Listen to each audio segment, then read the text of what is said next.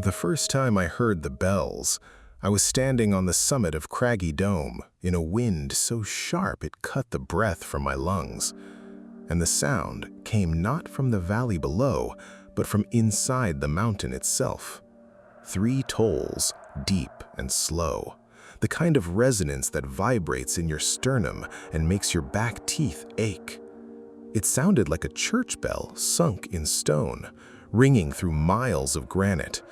And when it stopped, the silence that followed was the heaviest thing I'd ever felt.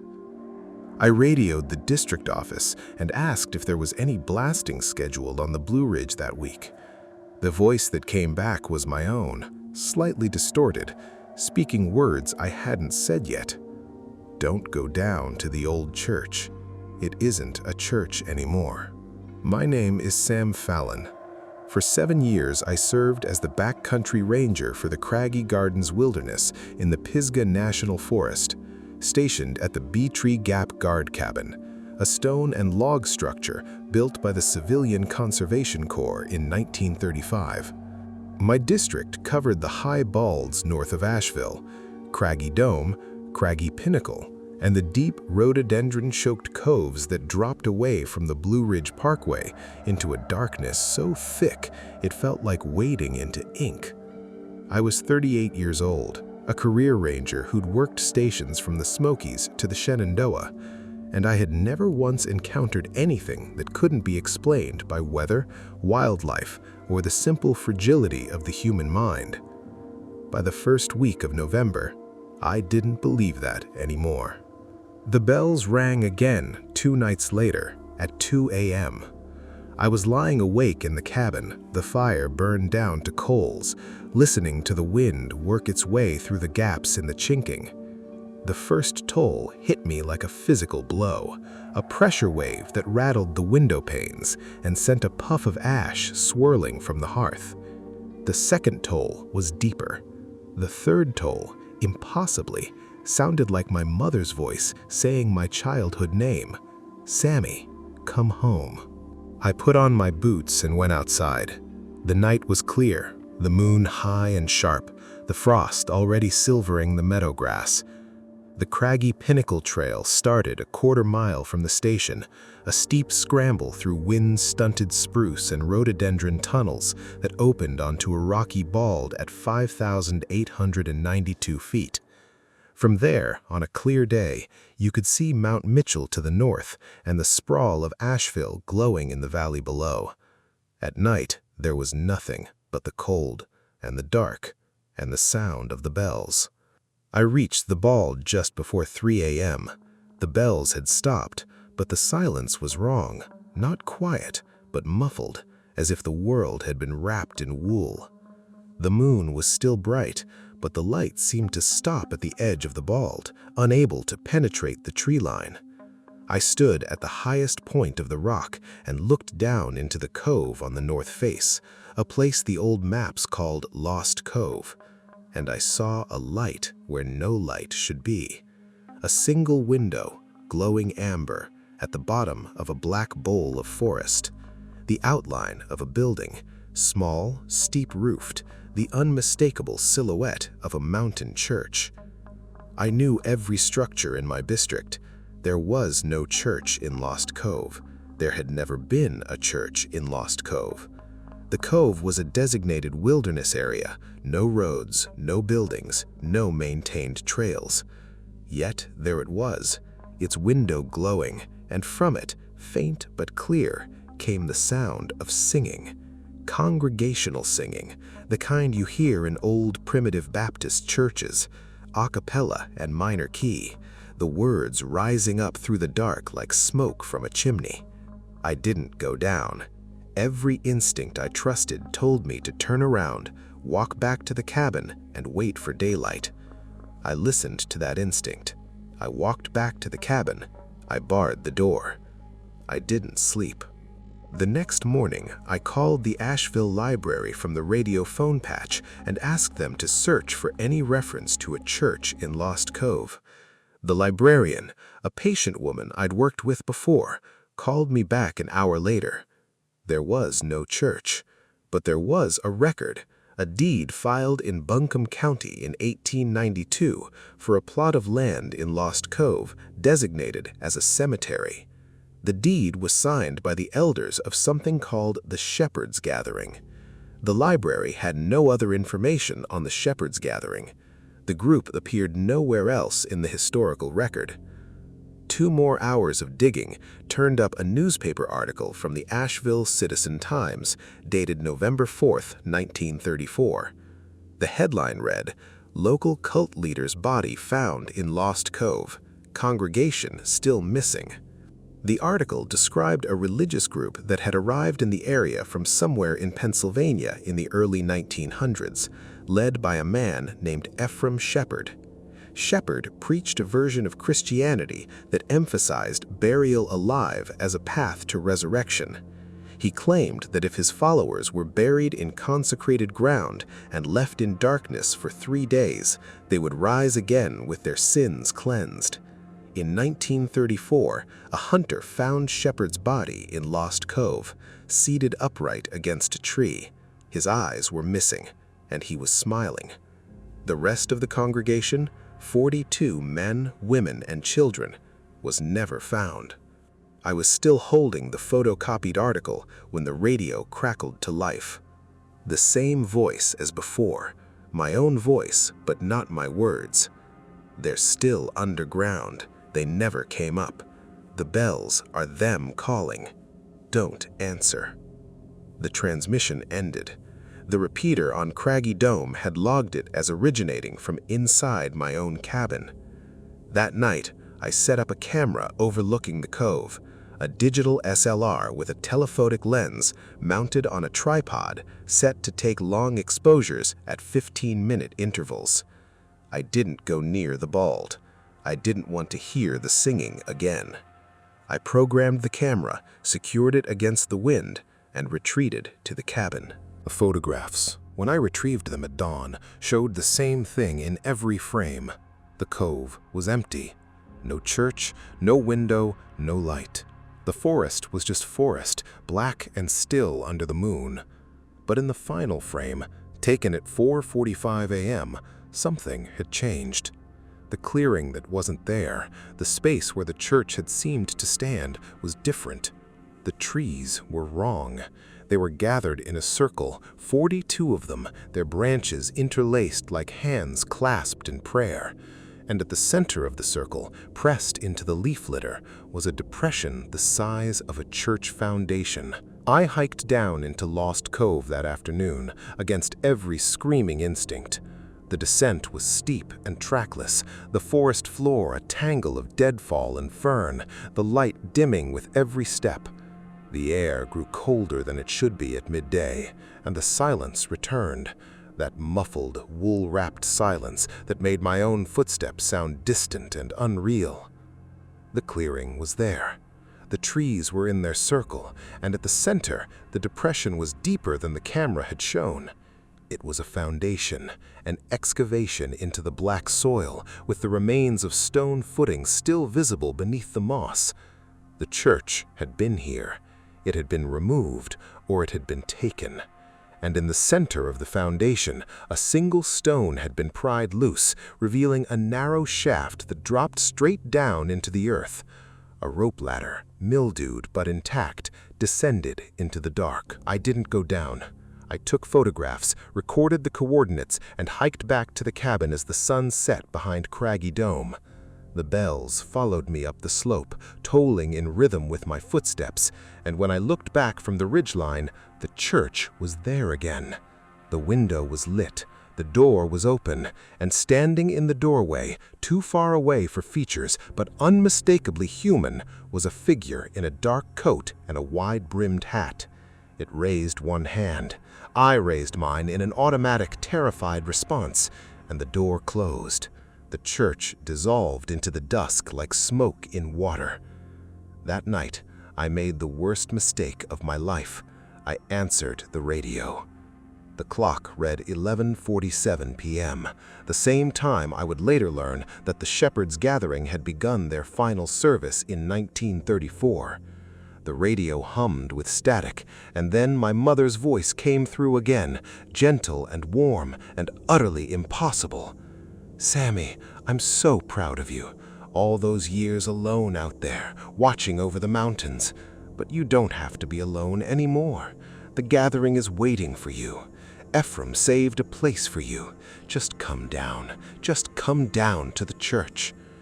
I picked up the handset. My hands were shaking, but my voice was steady. "Who is this? Identify yourself. You know who I am. I'm the one who's been waiting. I've been waiting since 1934. We've all been waiting. 42 of us buried in the dark, and we rose, Sam. Ephraim was right. We rose, and we've been rising every night since. And every night we ring the bells to call a new member. We need 44. That's the number. 44 to complete the circle. We have 42. Douglas Vance was 43. You'll be the last. Then the circle closes, and we won't need to call anyone ever again." The transmission cut. I dropped the handset and backed away from the radio as if it were a snake. My mind was racing through the names. Douglas Vance, the name from the Mount Rogers incident I'd heard about, the caver who'd gone missing and come back wrong. The moon-eyed people, the graft wife, the hollow walker, all the stories I dismissed as campfire tales. They were connected. They were all connected. They were all ways that the mountains took people, and the 42 of the Shepherds' Gathering had been taking people for decades, adding members one by one, and now they only needed one more.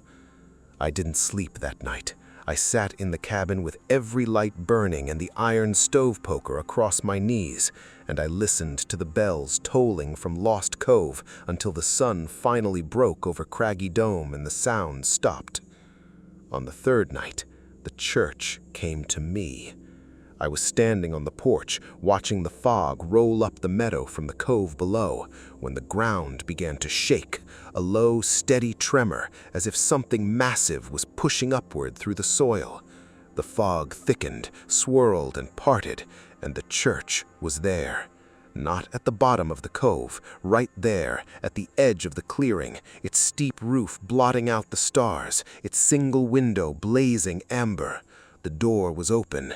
Inside, I could see pews, a rough-hewn altar, and a congregation of pale figures standing in perfect stillness, their faces turned towards me. Their eyes were dark hollows. They were smiling. Ephraim Shepherd stood at the altar, his dark coat rumpled with grave dirt, his wide-brimmed hat shading a face that was not a face at all. Just a smooth, featureless surface with a mouth that moved like a wound opening and closing. When he spoke, his voice was the tolling of the bells. "Samuel Fallon, you have watched the mountains for 7 years. You have protected the living. Now you will protect the dead. The circle needs one more. Come inside. We have a place for you. We have been saving it since before you were born." My feet took a step forward. I didn't tell them to. The pull was physical, a gravity that radiated from the open door, and I understood why people followed the lights into the gorge, why they climbed down rope ladders into dark shafts, why they opened doors that should never be opened. The pull felt like belonging. It felt like coming home. I took another step. Then I forced my hand into my pocket and pulled out the one thing I'd brought from the cabin, a chunk of raw iron pried from the stove's footplate earlier that evening. Iron. The old stories all agreed on one thing. The hollow ones, the hungry ones, the ones who lived in the spaces between time, they couldn't abide iron. I held it up, and Ephraim Shepherd's smile faltered. "That won't stop us," he said. but his voice had lost its resonance. "You can hold us off for a night, for a season, but you can't hold us off forever. The circle will close. It's been waiting since 1934. It can wait a little longer." The church flickered. The light in the window dimmed. The congregation's smiles widened until they split the edges of their faces, and then the fog swallowed them, and the meadow was empty. The tremors stopped. The only sound was my own breathing, harsh and ragged in the cold night air. I drove to Asheville the next morning and tendered my resignation. I cited health reasons, which was true enough. The truth was that I couldn't spend another night in a district where the ground itself was learning my name. I moved to a small apartment in Chapel Hill, far from the mountains, far from any coves or caves or ringing bells. But the dreams followed me. Every night I dream of the church in Lost Cove, its door open, its congregation waiting. Every night Ephraim Shepherd tells me the same thing. "You're still marked. You'll always be marked. And one day, when you're tired enough, when you've been alone long enough, you'll come back." They all come back eventually. Douglas Vance came back. The others came back. And so will you. Last week, I received a package, no return address. Inside was a photograph, yellowed with age, showing 42 people standing in front of a small wooden church. "The Shepherd's Gathering, 1903, written in faded ink on the back. One of the faces in the front row, a young man, dark-haired, narrow-jawed, looks exactly like me. I've never seen the photograph before. I was born in 1975. And last night, at exactly 11:47 p.m., I heard 3 bells toll from the empty lot behind my apartment building. The ground is still vibrating. The church is patient, and I am so very tired of being alone. If these stories are keeping you hooked, subscribe and stay with us in the dark. Let's proceed with the next story. The first time I touched the bark and felt it touch me back, I was running my hand along a white oak on the Hemlock Falls Trail, checking for a blight canker I'd spotted the week before. The bark was rough and cold, the way bark is supposed to be, but underneath the ridges I felt something shift, a slow muscular contraction, like a shoulder blade rolling under skin. I yanked my hand back. The tree was still, just a tree. But where my palm had rested, the bark was now seeping a thin, amber fluid that smelled exactly like my mother's land lotion, a scent I hadn't encountered in the 17 years since she died. I told myself it was sap, just sap, and I wiped my hand on my trousers and kept walking. That's the first lie the mountain never told me, and I swallowed it whole. My name is Jude Carver, and for a decade I've worked as a backcountry ranger in the Jefferson National Forest of southwestern Virginia, stationed out of the Laurel Fork Guard Station. The station is a 2-room stone cabin built in 1937 by the CCC, tucked into a narrow valley where the sun only visits for a few hours around noon. The walls are thick, the chimney draws crooked, and the floor is laid with flagstones that sweat moisture year-round. I managed it alone, which was how I preferred it. Before that autumn, I'd have said the only thing in those woods worth fearing was a widowmaker in a high wind. I don't say that anymore. It was the first week of October. The leaves had turned late that year, the maples going blood red and the hickories blazing gold, and the air had that crystalline bite that promises frost within days. I'd hiked in from the gravel Forest Service road with a heavy pack and a chainsaw, prepared for a 3-week rotation of clearing deadfall, closing the privies, and posting the seasonal closure notices. The autumn migration was in full swing, warblers flitting through the understory, broad-winged hawks kettling overhead, and the woods felt alive, generous, full of the season's last warmth. I had no reason to suspect anything was wrong. The radio check with district headquarters in Blacksburg was clear. The weather forecast was uneventful. The only oddity was a note left by the previous ranger, a veteran named 𝐷 No relation to the caraway I'd heard of in the Nantahala, but the name gave me a brief chill. She'd written in the logbook, "Jude, keep an eye on the old section of the Hemlock Falls Trail near the stone steps. The moss is growing weird there, and I found a patch of ground that wouldn't hold my weight. Also, if you hear someone calling your name from the hollow, don't answer unless you know the face. Old Mountain Rule. Stay safe. D." I snorted and tossed the note in the fire. I've been hearing Old Mountain Rules my whole career. They made good campfire tales. 3 days later, I found the first tooth embedded in a black locust tree.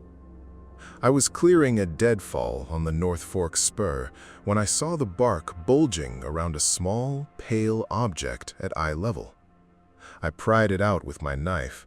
It was a human molar, roots intact, with a sliver of dried flesh still clinging to the crown. The tree had accepted it. The tree was holding it. I bagged the tooth and radioed it into district, expecting a perfunctory report. The silence on the other end lasted just a beat too long before the duty officer said, "Copy, Jude. I'll file it." Probably nothing. Probably nothing became the theme of that October.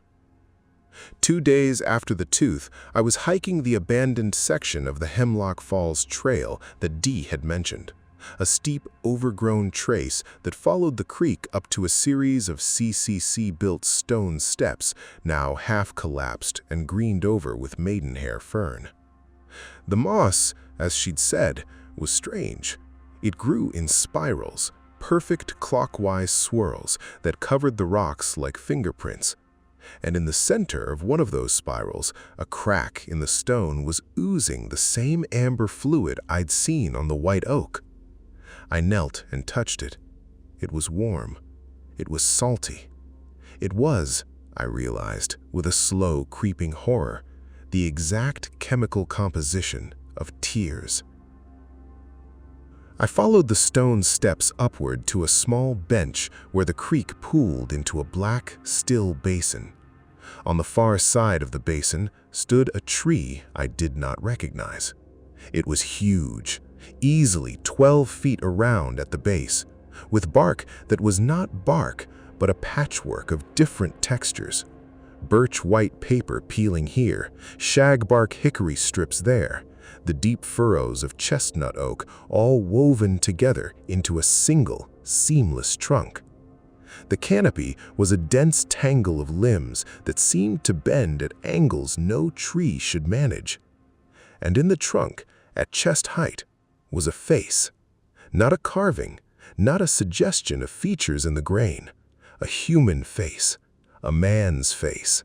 The eyes closed and the mouth slightly open, the skin perfectly smooth and pale, as if someone had pressed a living person into the wood until they merged.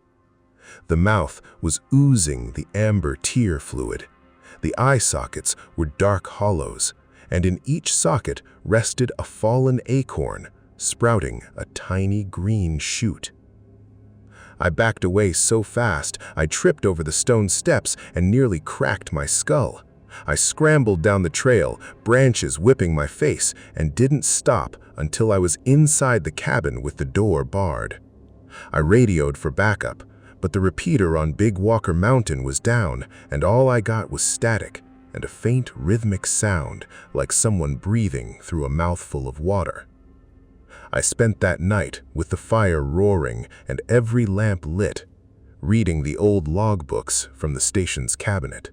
I found the first mention in an entry from October 1938, written by a CCC foreman named Harlan Greer, who had overseen the construction of the stone steps on Hemlock Falls Trail.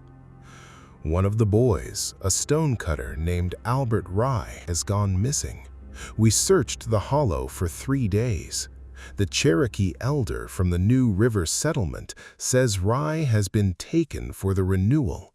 Says there's an old spirit in this valley, a woman made of wood and tears who feeds on the living to keep the forest from dying. The men are calling it the graft wife. I told them it's superstition, but I found Albert's shoes at the base of a big patchwork tree that I've never seen before. The tree had a knot that looked like his face. Further entries were more frantic. Another worker disappeared in November, then a ranger's wife who had come to visit. Greer wrote of dreams in which he was standing barefoot in the forest, his feet sinking into the earth, roots growing from his heels. He wrote of a song he couldn't stop humming, a lullaby in no language he knew. His last entry, dated December 1938, was a single line: "I've agreed to feed the tree so the others can live. Don't follow the song." The graft wife. The name settled into my stomach like a stone.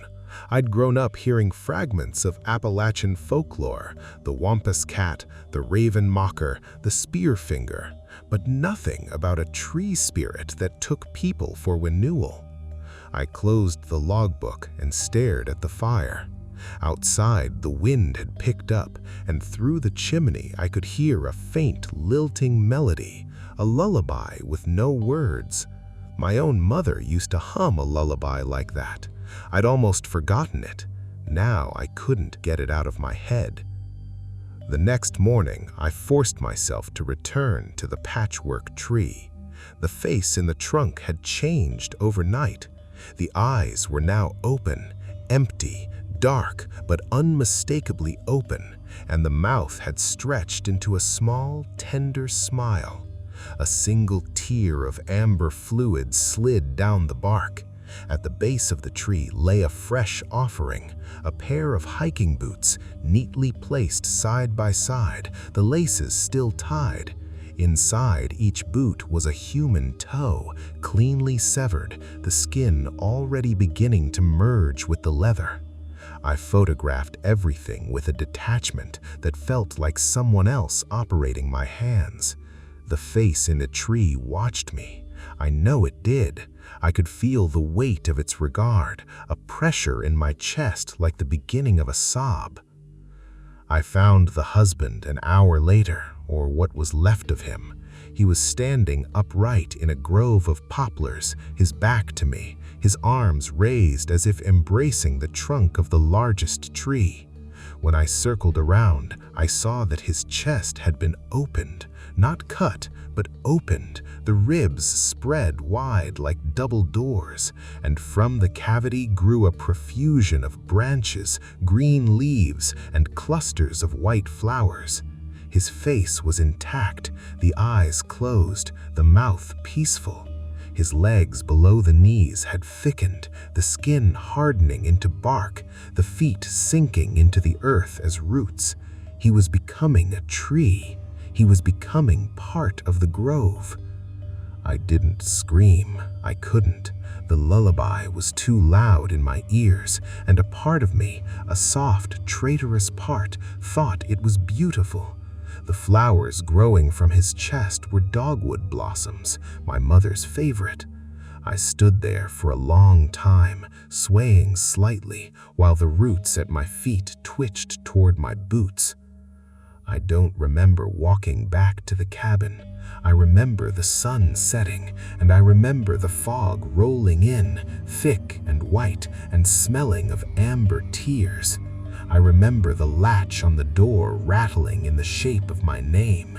Jude, Jude, come out, the grove is waiting.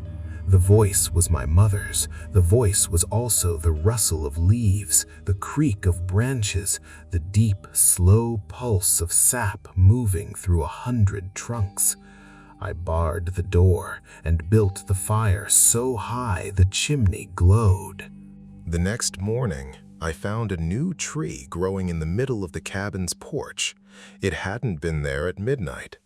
It was a sapling, maybe 3 feet tall, with bark that shimmered in patches of white and gray and deep brown.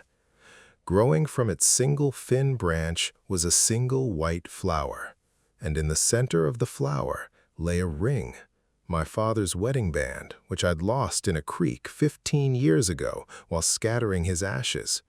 I knew it was his. I knew it was an invitation. I went back to the logbooks. The CCC foreman, Harlan Greer, had written one more thing tucked into the back pages where the binding was loose. The graft wife is bound to the oldest tree in the hollow. That tree is her heartwood. If you can find the heartwood and wound it with iron, she will release her hold for a season. But you must not listen to her song while you do it, or you will lay down your own heart as an offering. Iron sings louder than wood. Remember that. Iron sings louder than wood. I took the heaviest splitting maul I could carry, a single-bitted axe head forged in 1934, and a handful of railroad spikes I'd found in the tool chest. I also took the radio, not to call for help, but because I remembered something my grandmother used to say. The old mountain folk would sing hymns to drown out the dark. I tuned the radio to the only station that reached the valley, a gospel AM signal out of Galax, Virginia, that played shape note singing 24 hours a day. I turned the volume to maximum and strapped the radio to my chest with a bungee cord. The crackling, wailing harmonies of Idumea poured into the forest like a flood. I hiked to the patchwork tree. The lullaby fought the hymn, the two melodies warring in the air, and my head pounded with the dissonance. The face in the trunk was fully awake now, and it was no longer a stranger's face. It was my father's, his kind, tired eyes, his crooked smile. "Jude," it said, and its voice was the rustle of leaves and the creak of branches and the last breath my father drew before the cancer took him. "I'm so tired, son. Just lay down the axe. The grove is gentle. Your mother's here. We're all here." My hands were shaking so hard I nearly dropped them all, but I kept the hymn playing, and I kept walking, past the patchwork tree, deeper into the hollow where the stones were spiraled with moss and the air was thick with tear scent. At the heart of the hollow stood a tree that dwarfed everything around it, a colossus of interwoven bark, pale as bone, with branches that twisted upward like the arms of a supplicant. In the center of its trunk was a hollow, and in that hollow sat a woman. She was beautiful. I can't say it any other way. She was formed of wood and moss and the white petals of dogwood blossoms. But her face was human, and it was the most beautiful face I'd ever seen. Her eyes were deep pools of amber, and they wept continuously, the tears running down her bark body in rivulets. Her hair was a cascade of willow leaves. She smiled at me, and I felt every loss I'd ever suffered. My father, my mother, a brother who died in infancy, a lover who'd left without explanation, lift from my shoulders like a physical weight. She held out a hand that was root and finger both. "Judah Carver," she said, and my full name in her voice was a song. "You have carried grief for so long, the grove can take it from you. The grove takes all pain and turns it to green. Just lay down the iron, just let the roots hold you." I took a step toward her. The hymn on the radio crackled, faltered, and for a moment the lullaby surged, drowning everything. I saw myself laying my body down at the base of the tree. I saw roots growing through me, gentle as a mother's hands. I saw my face settling into the bark, peaceful, smiling. And then, through the gospel static, a single voice cut through, a shape note tenor, high and piercing, singing the line, "Am I born to die, to lay this body down?" The irony of the lyric hit me like a bucket of creek water. I was born to die, yes, but not yet, not like this, not here. I swung the splitting maul. The iron head bit into the heartwood, and the tree screamed. Not a metaphor, a real physical scream that shattered the lullaby and sent the birds that weren't there exploding from the canopy. The graft wife's face contorted, and for one shattering second I saw beneath the beauty to what she really was, a hunger, an ancient, bottomless hunger that wore the shape of comfort, because comfort was the easiest way to feed. She reached for me with limbs that were suddenly too long, too many, and I swung again, driving the iron deep. Amber sap gushed from the wound, and it was warm, and it smelled of grief, and it burned where it touched my skin. I drove the railroad spikes into the tree at the cardinal points, north, south, east, west, hammering them home with the back of the maul. With each blow, the graft wife's form flickered, thinned. The hollow in the trunk began to close, the bark knitting together over the amber tear pools. The last thing she said, before the hollow sealed completely, was, "The grove will remember you, Jude Carver. You have fed it with your grief already. It will wait. The roots are patient." The forest went silent. The patchwork tree's face had reverted to a knot. The husband's body, the one transforming into poplar, had fallen to the earth, fully human again, but cold and still. I radioed for help, and this time the repeater worked. The investigation that followed was a blur of questions and official reports that used words like hallucination and occupational stress. The missing hikers were never found. The bodies that returned to human form were listed as accidental deaths due to exposure. The graft wife was not, will never be, an official explanation. I'm no longer a backcountry ranger.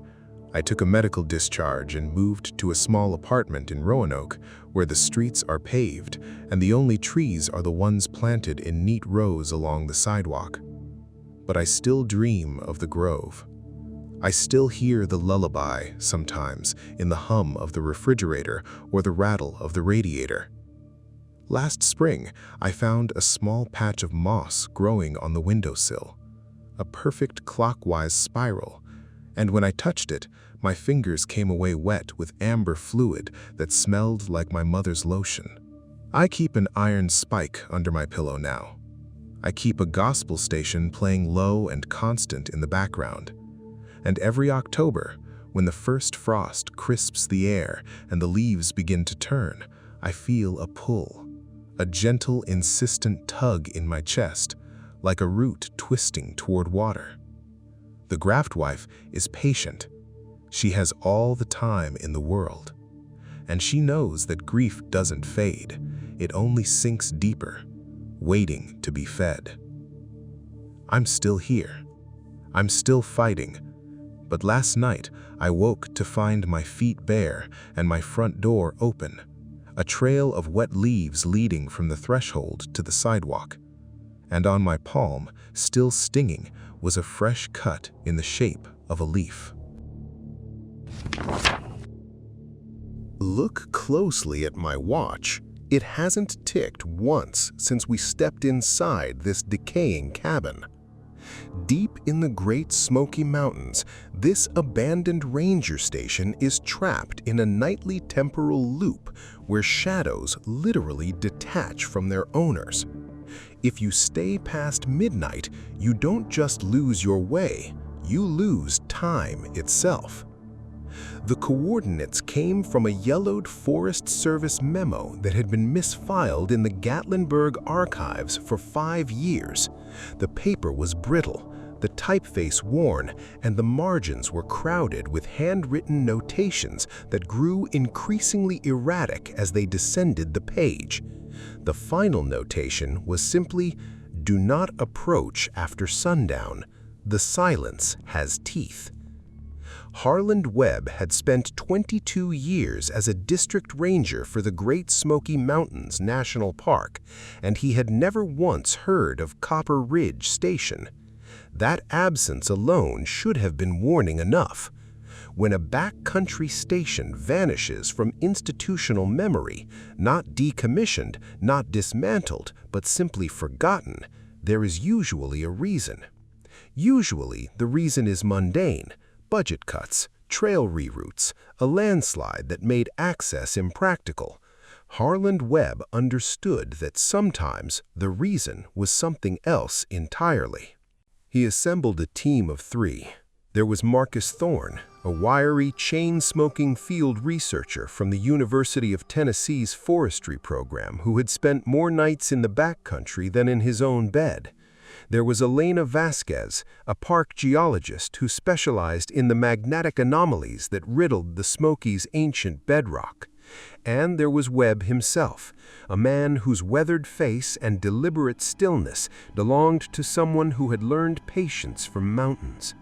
They carried surveying equipment, high-speed cameras, a trunk of magnetic field monitors, and a portable generator that weighed nearly as much as a grown man.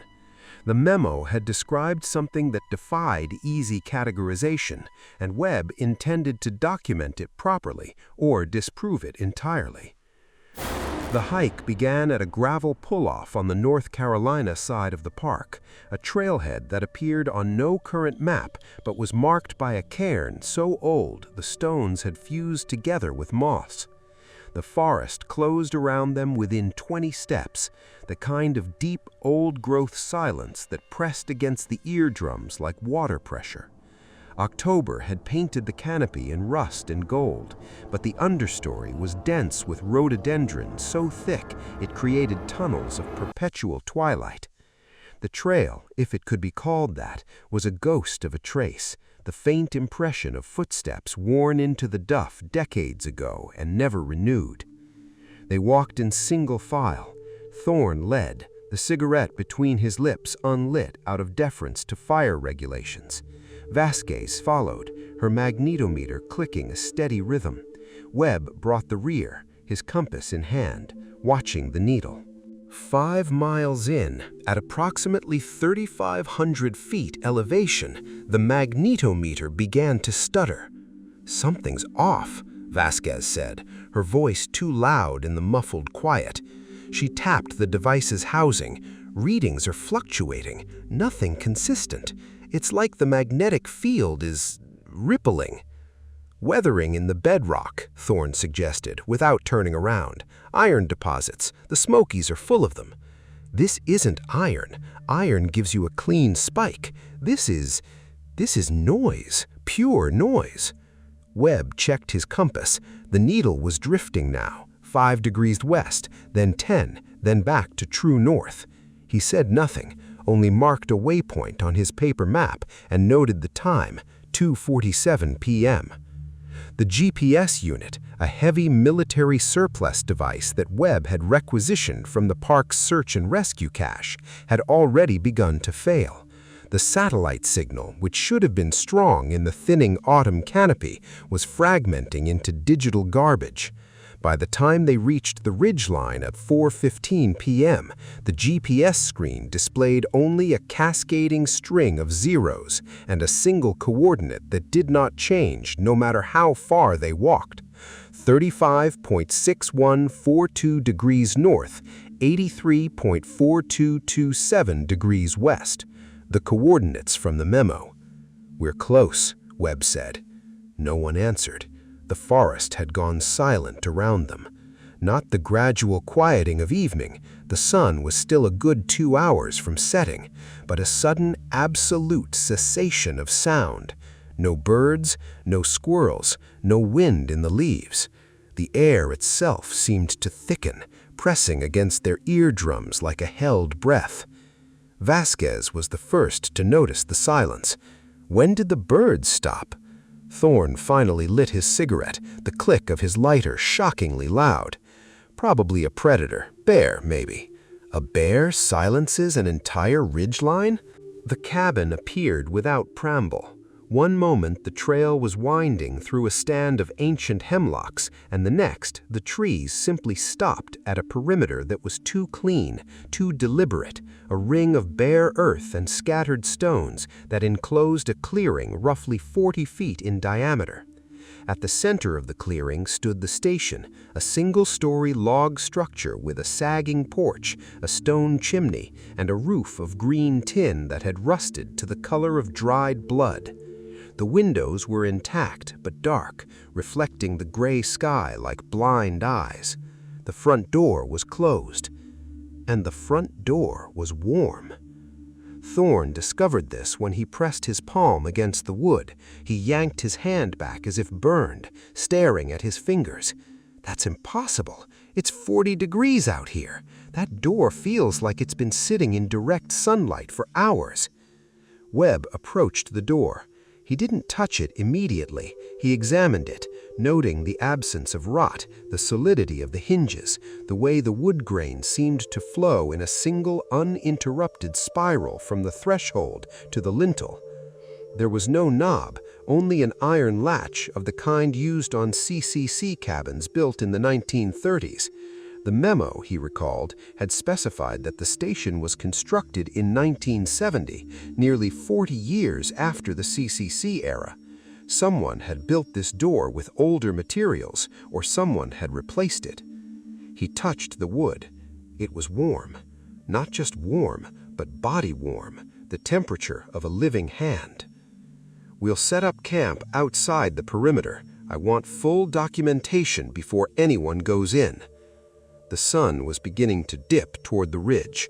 The shadows of the hemlocks stretched across the clearing, long and thin. Webb watched them for a moment, then looked away. He could not have said why the shadows bothered him, only that they seemed to reach toward the cabin rather than away from it, as if the station was a drain and the darkness was running downhill. They entered the cabin at first light the following morning after a night spent in tents pitched a cautious 100 yards from the perimeter. No one had slept well. At approximately 3 a.m., all three had awoken simultaneously to the sound of the cabin's front door swinging open, a long, slow creak that echoed across the clearing. When they investigated with flashlights, the door was closed. It had never opened. They had all heard it open.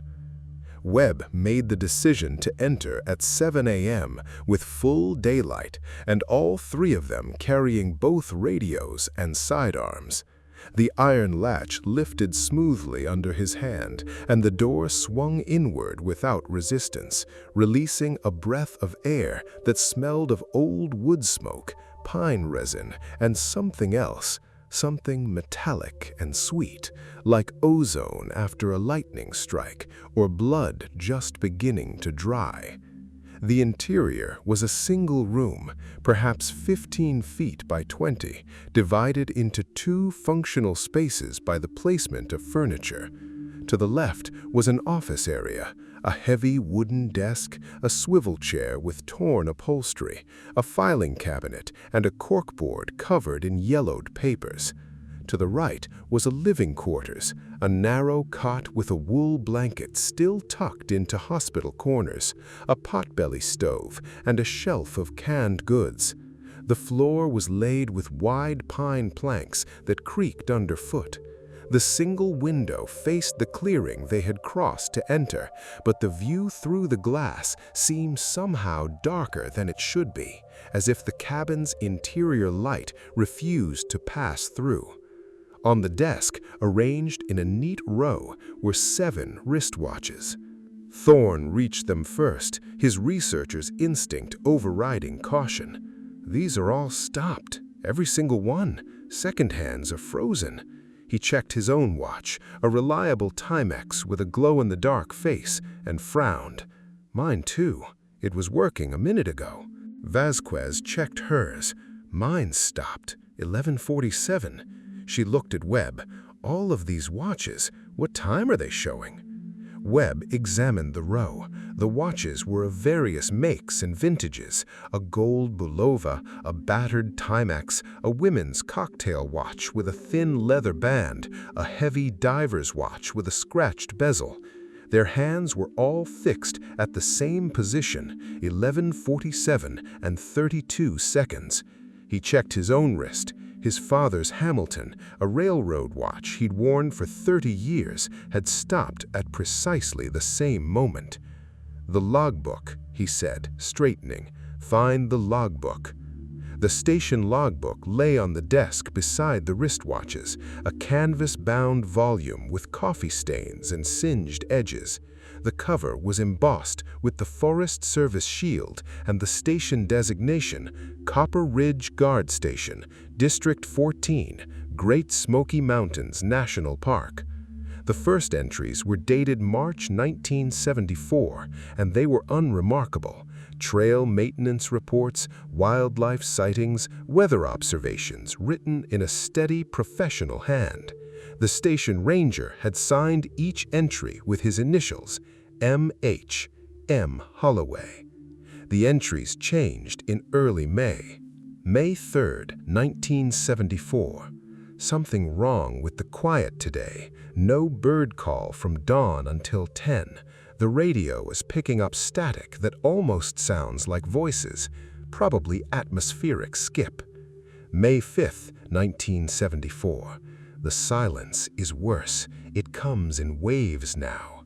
I'll be walking the perimeter, and suddenly there's no sound at all. Not wind, not water, not my own footsteps. It lasts maybe 30 seconds. Then the world comes back. I've started timing it. The intervals are getting longer. May 7th, 2:13 a.m. Woke to the sound of the front door opening. I keep it latched. I know I keep it latched, but I woke to the sound of it swinging open, and when I checked, it was closed. The latch was still in place. I'm not sleeping well. May 10th, 1974. The clocks stopped. All of them. My watch, the cabin clock, even the clock on the radio, they all stopped at the same moment, 11:47 and 32 seconds. I've wound them all, but they won't start again. It's like time itself is refusing to move forward. May 12th, 1974. I heard it for the first time tonight. The rhythmic silence. That's the only way to describe it. Silence that has a rhythm, a beat like a heart. It comes from the cabin walls. It comes from the floor. It comes from inside my own head. Badoom, badoom, badoom. It's everywhere. The shadows are standing in a circle around the cabin.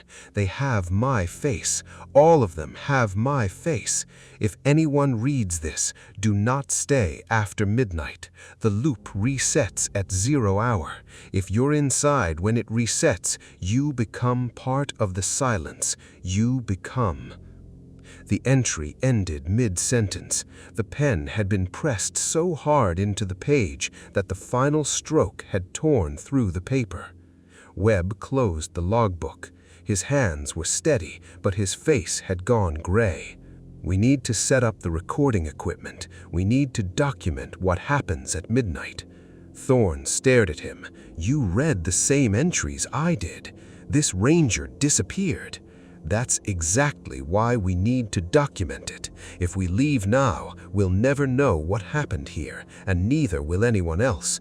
Vasquez was already unpacking the high-speed cameras. Her expression was unreadable, but her hands were not quite steady. We stay, but we leave before dawn, before the sun rises. That's what the radio transmission said. Don't be inside when the loop resets. They spent the afternoon wiring the cabin. 3 high-speed cameras were positioned to capture the desk, the doorway, and the western wall where the shadows pooled. Magnetic field monitors were placed at the cardinal points. A digital clock with a battery backup was set on the desk beside the frozen wristwatches. The portable generator was positioned outside, just beyond the perimeter, its cord running through a window that we'd opened for the purpose. The window had resisted opening, as if the frame had swollen shut, but Thorn had forced it with a crowbar. At 6 p.m., the sun set behind the ridge. The clearing darkened, and the cabin's interior grew dim. Webb lit 2 kerosene lamps and placed them on the desk. Their light threw long, wavering shadows across the walls. At 8 p.m., the magnetometer began to spike, not the gentle fluctuation of iron deposits, sharp, rhythmic pulses that matched no geological pattern Vasquez had ever seen. She recorded the data with a frown deepening between her eyebrows. At 10 p.m., the temperature inside the cabin began to drop. By 10:30, their breath was visible. By 11 p.m., frost was forming on the window glass, and yet the cabin door remained warm to the touch. At 11:30 p.m., the radio turned itself on. The base station radio was a vintage Motorola unit, a heavy gray box with dials and toggle switches that belonged to an earlier era of field communication. It had been silent since their arrival, its power cord coiled on the desk beside it. No one had plugged it in. At 11:30 p.m., the radio speaker crackled to life. "This is Copper Ridge Station, District 14, broadcasting on emergency frequency. Is anyone receiving? Repeat, is anyone receiving this transmission?" The voice was male, thin with distance and distorted by static, but unmistakably human, unmistakably afraid. Thorn lunged for the radio's power cord. It was still coiled, still unplugged. He held it up for the others to see, his face pale in the kerosene light. "It's not connected to anything. The radio isn't connected to anything." Webb picked up the transmitter handset. The protocol was clear. You did not respond to an unknown transmission. But the protocol had never accounted for a 50-year-old voice calling from a station that shouldn't exist. "Copper Ridge, this is District Ranger Harlan Webb, Great Smoky Mountains National Park. Identify yourself." The static swelled and receded like a tide. Through it, the voice returned, clearer now. "District Ranger Webb, you're inside the station. You have to leave. The loop is about to reset. It resets every night at midnight. If you're inside when it resets, you won't be able to leave. Please, I've been here since May. The sun hasn't risen since May. I don't know how long it's been." The silence. The transmission dissolved into a burst of white noise. When it cleared, the voice had changed now. It was calmer, almost serene. Webb keyed the transmitter again. "Who are the ones who came before you? How many?" A long pause. The radio hummed with empty static. "7, the voice said. "There were 7 wristwatches on the desk when I arrived." The transmission cut off. The radio went dead, not even static emerging from the speaker. Webb set the handset down. His eyes moved to the row of wristwatches on the desk. 7. 14 minutes to midnight, Thorn said, his voice tight. "We need the footage," Vasquez said, but her voice was uncertain now. "We stay until midnight. We record the event, then we leave immediately. We don't wait for dawn. We go as soon as we have the data." At 11:47 p.m., the digital clock on the desk began to glitch. The numbers flickered, cycling through 11:47 and 32 seconds, resetting, cycling again. The same moment, over and over. The same moment at which every watch had stopped. At 11:52 p.m., the high-speed cameras began recording independently, their triggers activating without human input. The red recording lights glowed in the dark like small watching eyes. At 11:58 p.m., the shadows detached from their owners. Vasquez saw it first. Her shadow, cast by the kerosene lamp on the western wall, elongated and stretched sideways, sliding across the pine boards like a spill of black oil. She turned her head, and her shadow did not turn with her. It continued its slow migration toward the cabin door, where it joined the other shadows: Thorne's shadow, Webb's shadow, the shadows of the desk and the chair, and the row of wristwatches, all pooling together in a single animate darkness that pressed against the threshold like a living thing. "The cameras," Thorne whispered. "Tell me the cameras are seeing this." The cameras were recording. Their lenses were aimed at the door, at the wall, at the desk, and each lens was capturing the impossible migration of shadows across the cabin's interior. But the footage, when they reviewed it later, would show something else entirely. The shadows were not simply moving, they were turning. They were acquiring depth and dimension. They were standing up. At precisely midnight, the rhythmic silence began. It was not the absence of sound. It was a sound itself, a deep, percussive beat that vibrated through the floorboards and into their bones. Ba-doom, ba-doom, ba-doom. It was a heartbeat. It was the heartbeat of something vast and old and patient, something that existed in the spaces between seconds, something that fed on the forward motion of time and had been starving since the clocks stopped. The cabin's dimensions began to distort. The walls seemed to recede, then rush forward. The ceiling rose to twice its height, then dropped to within inches of their heads. The floor tilted at an angle that should have sent them sliding into the dark, but their feet remained planted on the warping pine boards, as if gravity itself had become a suggestion rather than a law. Through the window, the clearing was no longer the clearing they had entered. The forest beyond was different, denser, darker, the trees taller and closer together, their branches interlocking in a canopy that blotted out the stars entirely. And standing in that forest, visible only as pale smudges of faces in the dark, were figures, human figures, dozens of them. They were facing the cabin. They were smiling. The radio crackled again, but this time the transmission was not from the past. It was from a voice none of them had heard before, a voice that was both distant and immediate, both ancient and newborn. It said, in a tone of mild curiosity, "You brought cameras. How thoughtful. Now you'll be able to watch yourselves stay forever." The heartbeat faltered. The shadows at the door swelled, rising like a wave, and the kerosene lamps guttered and died. Webb grabbed Thorne and Vasquez by their jackets and hauled them toward the door. The iron latch was still warm under Webb's hand, still body warm, and the door swung open onto the clearing, onto the real clearing, the one they had entered, the one with their tents and their generator, and the trail that led back to the gravel road and the world of forward-moving time. They ran. They did not stop running until the birdsong returned and the GPS flickered back to life, and the sun, the blessed ordinary sun, crested the ridge and painted the forest in gold. At base camp, in a motel room in Gatlinburg, they reviewed the footage. The cameras had recorded for 6 hours after they fled. The cabin had remained empty for the first 2 hours, the kerosene lamps dark, the interior lit only by the pale glow of the digital clock's flickering display.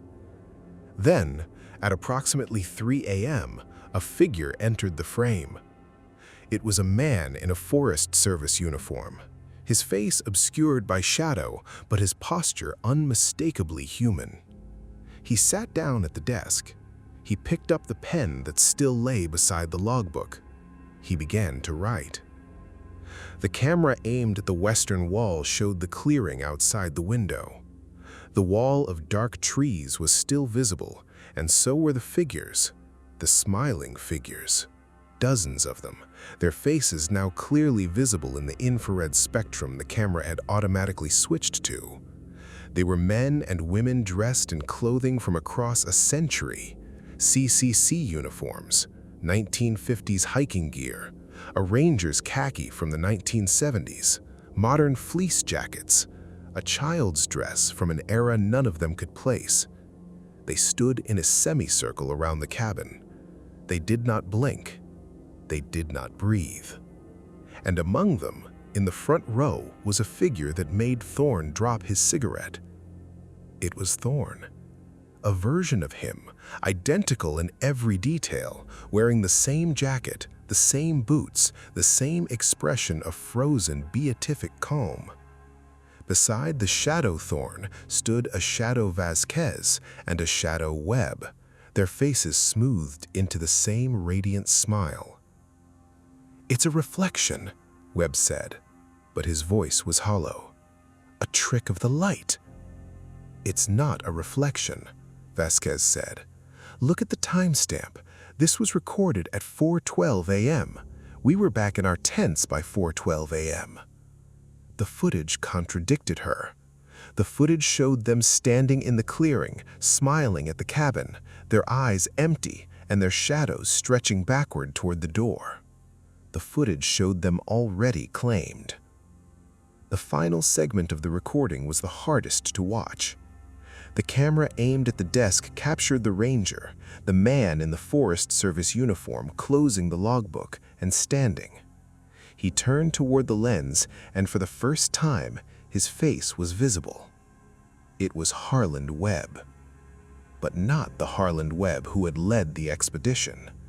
This was an older Webb, a Webb with silver hair and deep lines around his mouth, a Webb who had lived decades in the space of a single night. He looked directly into the camera, and he smiled the same smile that the figures in the clearing wore, and he spoke a single sentence that the camera's microphone recorded with perfect, terrible clarity. "The silence is beautiful once you stop fighting it. I'll see you at midnight." The footage ended. The screen went black.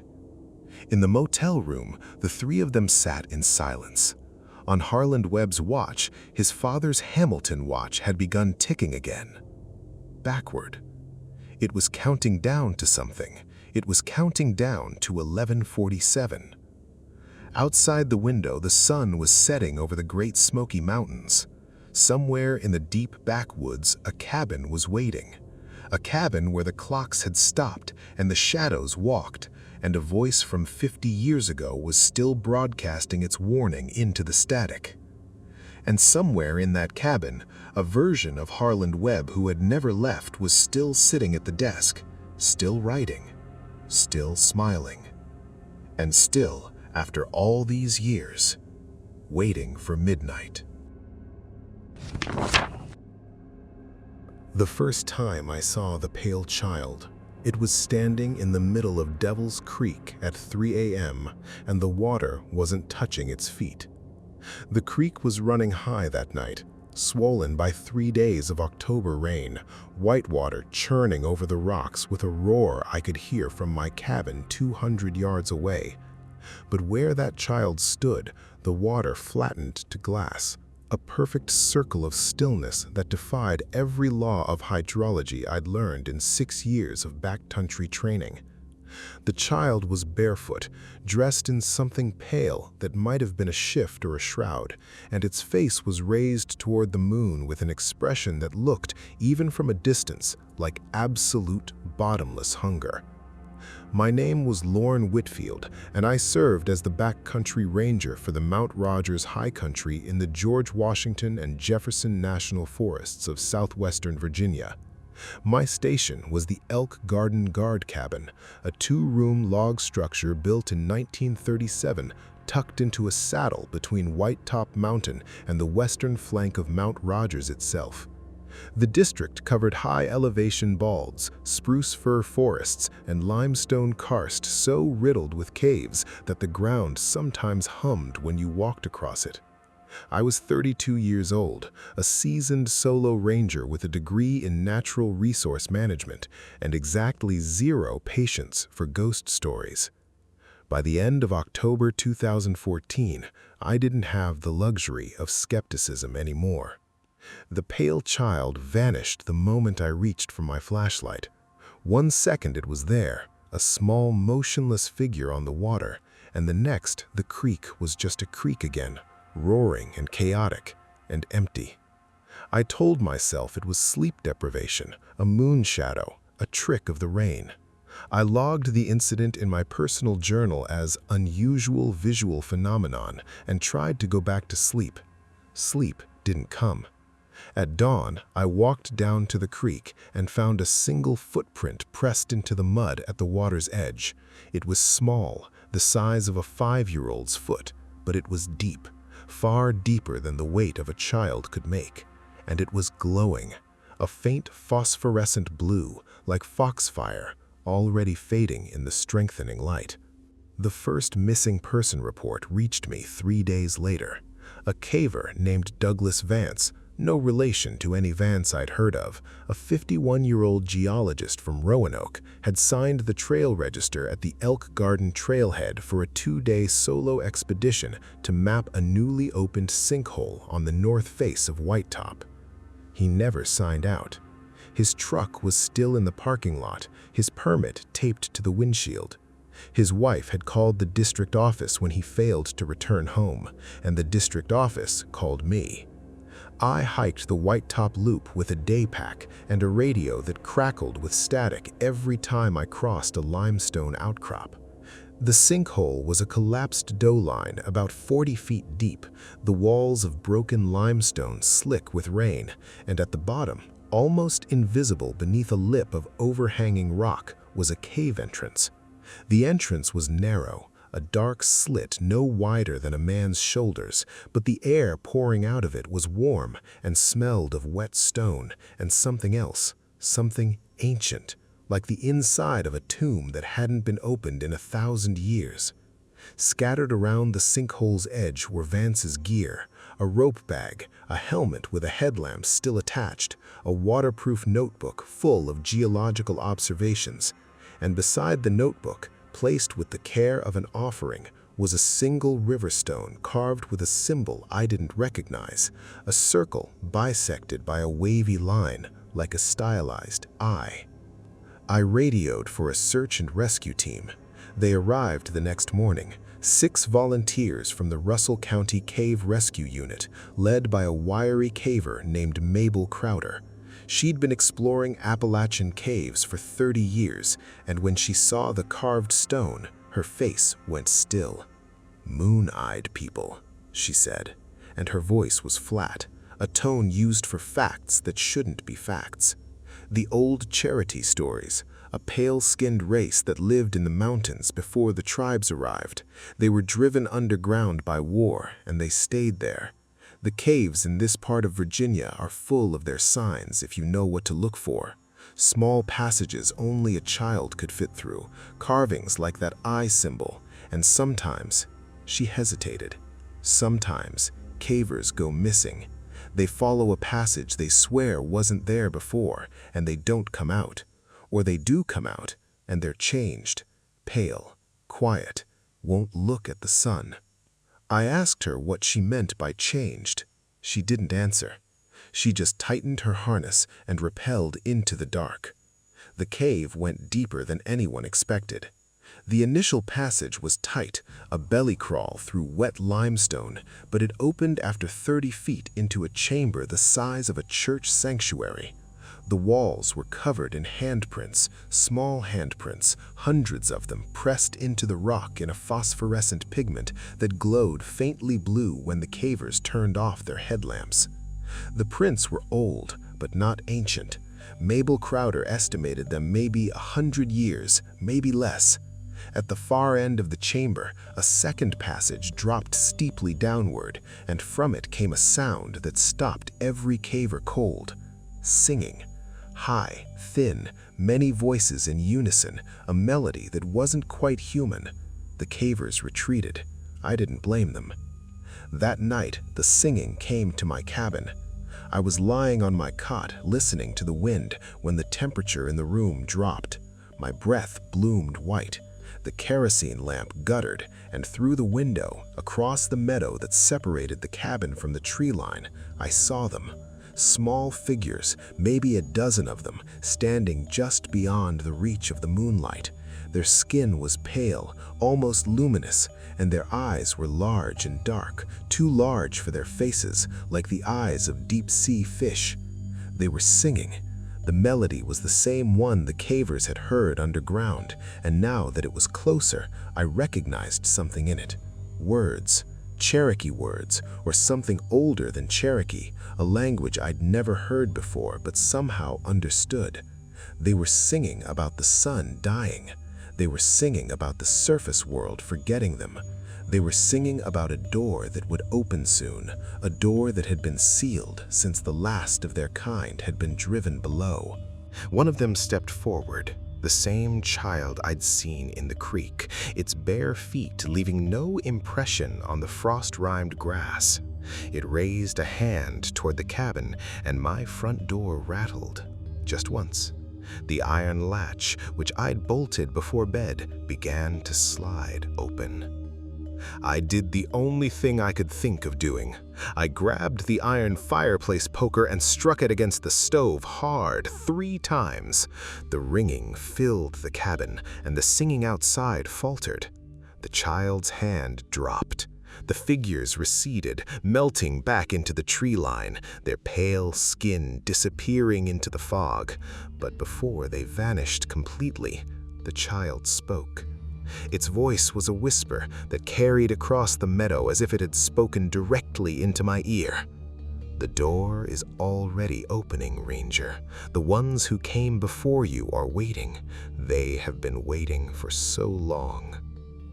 By morning, the meadow was empty, but on my porch, arranged in a neat semicircle, were 7 river stones, each carved with the same I symbol. And beneath the stones, a sheet of yellowed paper torn from an old journal, written in a hand I didn't recognize. "We found the door in 1937. We opened it. We shouldn't have. If you're reading this, seal it. Don't follow them down. Whatever you do, don't follow them down." I didn't sleep anymore.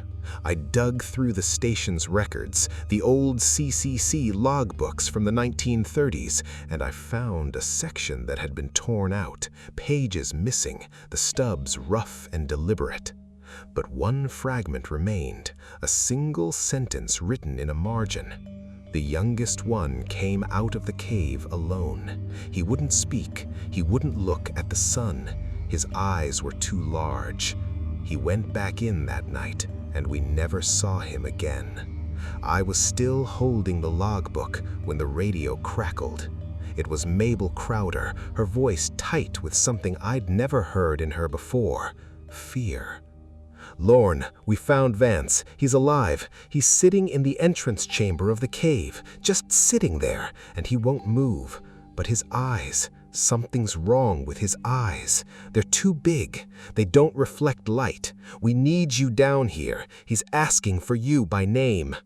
I didn't go. I wanted to. Every fiber of my being wanted to rappel into that cave and see for myself what had happened to Douglas Vance. But I remembered the child's words, and I remembered the logbook's warning, and I remembered that the iron poker had worked. Iron. The old stories said iron was a ward against the fair folk, against the hollow ones, against the things that lived under the hills. The moon-eyed people, whatever they were, respected iron.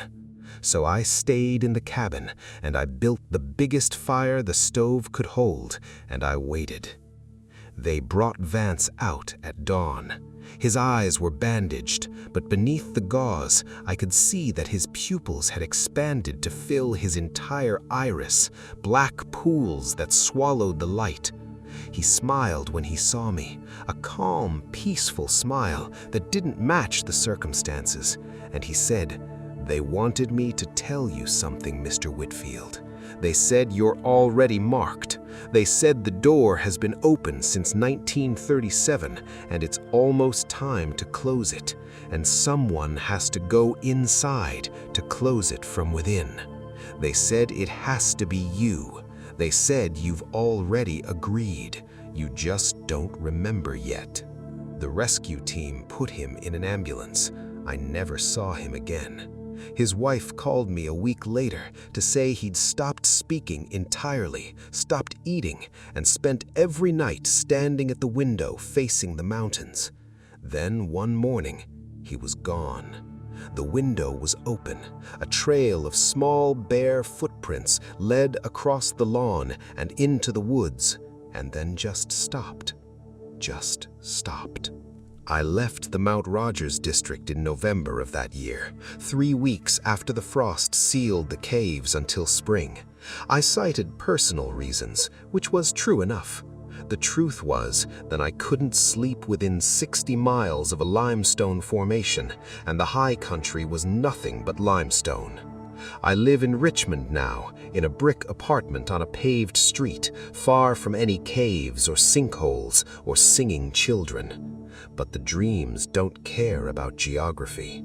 In the dreams, I'm always standing at the edge of a sinkhole, looking down into a darkness that breathes, and the pale child is beside me, holding my hand, and its voice is gentle and patient. Soon, Lorne, soon you'll come home. We've been waiting for you since 1937.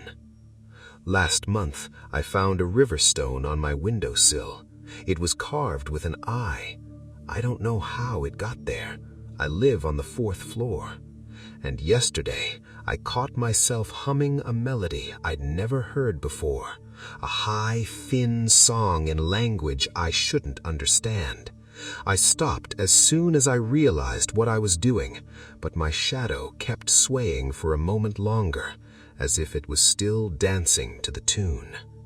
The door is still open. It's been open since 1937, and I think, though I don't want to think it, that I might be the one who has to close it from the inside. The first time I saw the Brown Mountain Lights, I was standing on the catwalk of a 60-foot fire tower with a thermos of lukewarm coffee and 6 years of forestry training that told me swamp gas doesn't burn with a mind of its own.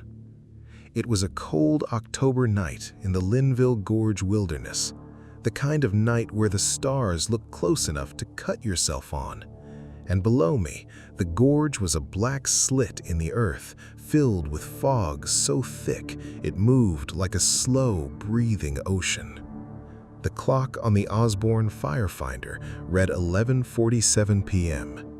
I remember that exactly, because later, when the clock started lying, that was the time they always returned to.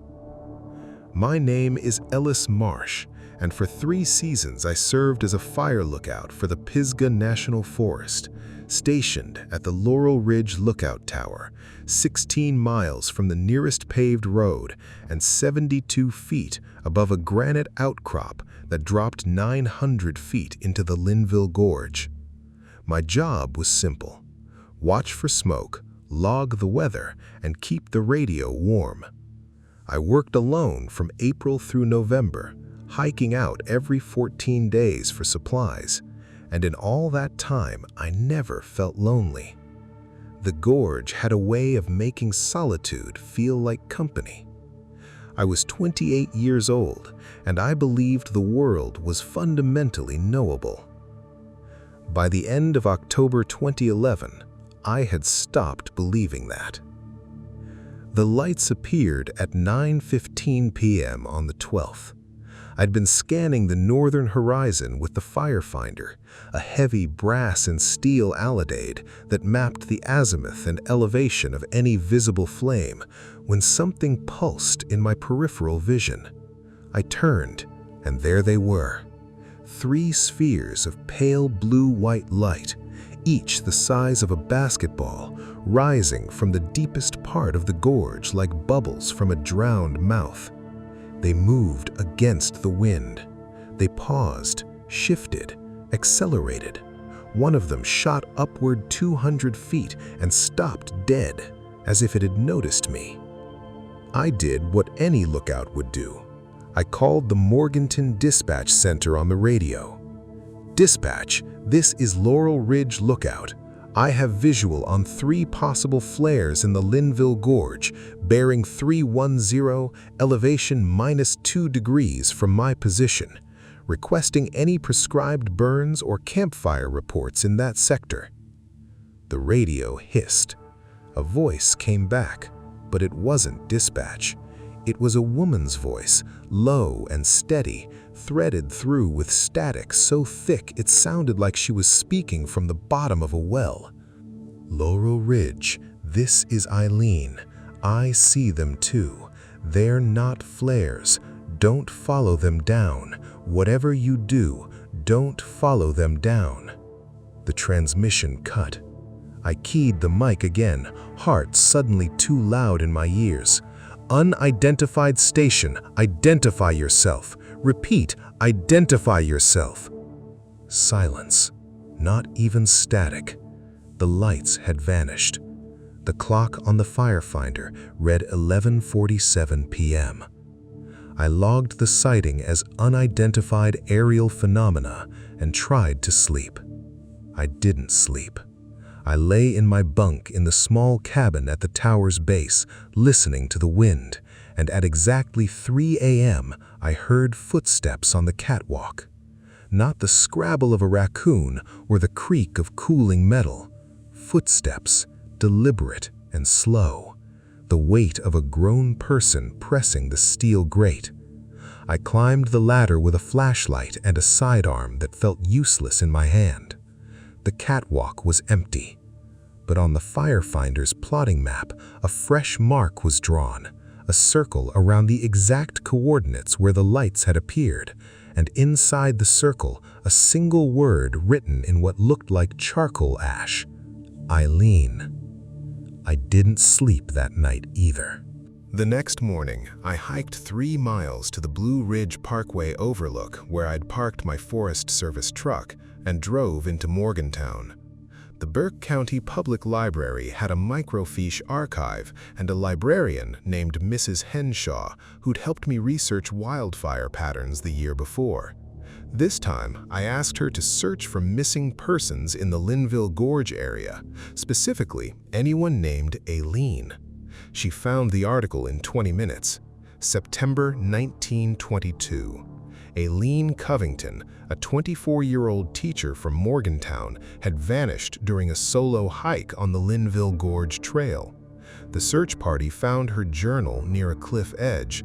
The last entry read, "The lights came again tonight. They're beautiful. They sound like my mother's singing. I'm going to follow them down to the river. I think they want to show me something." Her body was never recovered.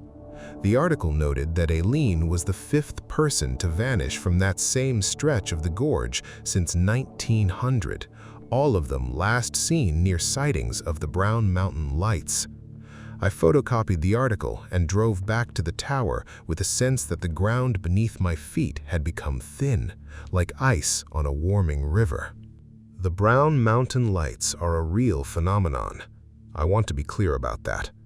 The U.S. Geological Survey investigated them in 1922 and issued a report attributing them to automobile headlights, locomotive lanterns, and brush fires. The report was thorough and almost certainly wrong. The lights have been recorded since before there were automobiles or locomotives in the region. Cherokee oral tradition describes them as 𝐓𝐡𝐞, the spear finger, a stone-skinned witch who haunts the high places and calls travelers to their deaths with songs that sound like loved ones. Other traditions call them the spirits of the moon-eyed people, a pale-skinned race said to have lived in the Appalachians before the Cherokee arrived, driven underground by war. What everyone agrees on is that the lights are not simply natural. They respond, they watch, and sometimes they take. 3 nights after the first sighting, the lights returned. This time, there were 7 of them, and they arranged themselves in a geometric pattern, a circle, then a line, then a shape that was unmistakably a human figure, arms outstretched as if beckoning.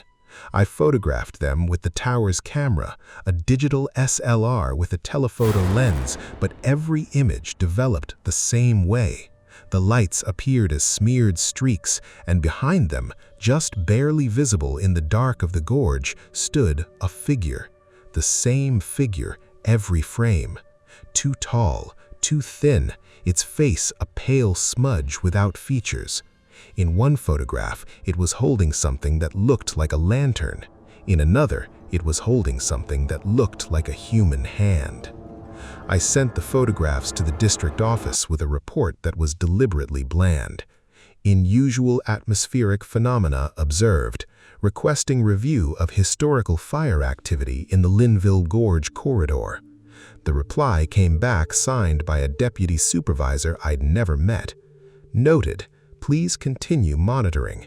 Do not attempt to approach the lights. Previous attempts have resulted in injury or disappearance. Previous attempts. The phrasing implied a pattern the Forest Service knew about and wasn't sharing.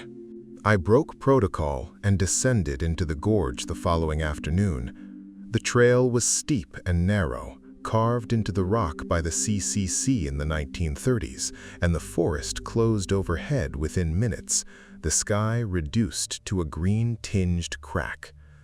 At the bottom, the Linville River ran cold and fast, and the air smelled of wet stone and something else, ozone, like the aftermath of a lightning strike, sharp and metallic. I followed a game trail to the approximate coordinates where the lights had risen, and there I found a circle of stones, each one the size of a watermelon, arranged with deliberate care. In the center of the circle lay a Forest Service radio handset, its cord chewed through, its casing warped as if by intense heat. Engraved on the side were the initials AC, Aileen Covington. The radio that should not have been there, that had no business surviving 90 years of winters, was still warm. I climbed out of the gorge as fast as my legs could carry me. When I reached the tower, the clock on the firefinder read 11:47 p.m. It was 3 o'clock in the afternoon. The clock had stopped. Every clock in the tower, my wristwatch, the wall clock, the digital display on the weather station, had stopped at precisely the same moment. And on my desk, beneath the fire plotting map, was a folded piece of paper I had not placed there. It was a page torn from Aileen Covington's journal, water-stained but legible. The clock doesn't matter anymore. Down here, it's always the same hour. Down here, the lights are always watching. They've shown me the door. I'm going to open it. I radioed dispatch for an immediate relief rotation, citing a medical emergency. The reply was garbled, but I made out enough. A replacement would be sent in 3 days. 3 days. I told myself I could last 3 days. The second night, the lights entered the tower. I was sitting at the firefinder, logging the hour's weather observations, when the temperature dropped 30 degrees in the span of a single breath. Frost bloomed on the windows. The kerosene lantern guttered, and the flames bent sideways as if a door had opened. On the catwalk outside, the 7 lights had gathered, floating in formation, their glow so bright it hurt to look at them. Through the glass, I saw the figure again, the tall, thin shape that appeared in my photographs, standing at the edge of the catwalk, its hand raised to the window. Its face was still a featureless blur, but its voice, when it spoke, was Aileen Covington's. "Ellis, you've been watching us for so long. Why won't you come down? The door is open. The ones who came before you are waiting. They want to meet you. They're so grateful for the company." My hand was on the door latch. I didn't remember reaching for it. I forced myself to step back to recite the fire lookout safety protocol out loud. In the event of a lightning strike, stay away from windows and metal surfaces. In the event of a fire wild, descend the tower and proceed to the safety zone. My voice was shaking, but it was my voice, not hers. The lights pulsed, the temperature dropped further. The frost on the glass began to form letters. Come down. I grabbed the iron stove poker from beside the wood stove. The previous lookout, an old ranger named Hollis Creedmoor, had left a note in the station logbook in 1974. If the lights get too close, ring the iron. They don't like the sound. It breaks their hold. I dismissed it as mountain superstition. Now I swung the poker against the brass bell that hung beside the door, a bell used to signal fire alarms in the days before radios, and the clang rang out across the gorge like a physical blow. The lights flickered, the figure's hand withdrew from the window, the frost letters dissolved. The voice, when it came again, was not Aileen's. It was older, colder, the sound of rocks grinding together. Iron won't save you, watchman. The door is already open. It's been open since the first light rose. You can ring your bell, you can burn your fires, but the door will still be open when you're dead, and someone else will be sitting in your tower, watching us, and we'll ask them too. We always ask. Some of them say yes. I rang the bell until my arm went numb. By dawn, the lights were gone, and the temperature returned to normal. But the clock still read 11:47. My relief arrived on the fourth day, a young seasonal named Kayla Drummond. I told her nothing of the lights. I told her the tower was sealed for the winter and that she'd be staying at the lower station. I lied because I was a coward, and because the alternative, explaining what I'd seen to a woman who would think I'd lost my mind, was more than I could bear. I resigned from the Forest Service that winter. I live in a small apartment in Asheville now, with the curtains drawn and an iron bell hanging from the doorframe. The lights don't visit me here, but every October, when the fog rolls in from the mountains and the clock on my nightstand blinks 11:47, I feel a pull toward the gorge, a gentle, insistent suggestion that I should return, that I should hike the Linville Gorge Trail one more time, that I should follow the lights down to the river and see what they want to show me.